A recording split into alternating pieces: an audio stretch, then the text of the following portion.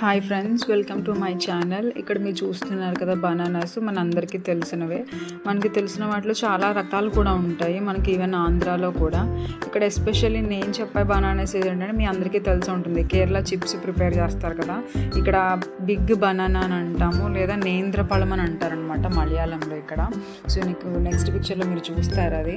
Okay, ఇదే అనమాట నేంద్రపళం అని అంటే.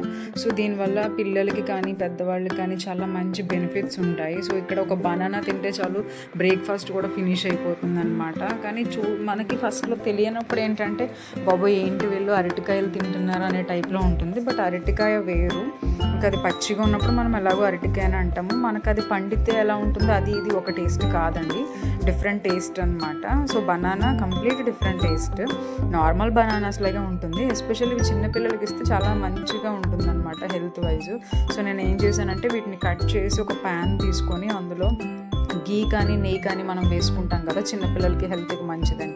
సో నెయ్యి వేసుకొని ఇలా ఫ్రై చేసుకుంటే ఫ్రంట్ టు బ్యాక్ కూడా జస్ట్ వాళ్ళు నార్మల్గా ఇచ్చే బనానా తినేస్తారు.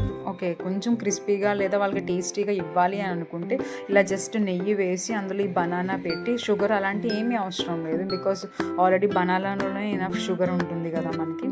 ఫ్రంట్ టు బ్యాక్ కూడా ఇలా మంచిగా ఫ్రై చేసి వాళ్ళకి ఇస్తే ఈవినింగ్ స్నాక్స్ కింద, మనం ఈ జంక్ ఫుడ్ ఇచ్చే కన్నా బనానాస్ ఇష్టపడిన వాళ్ళకి మీరు ఇలా ఇస్తే కనుక they will enjoy a lot. Even for my baby also I used to give this one. If you like it, you can proceed.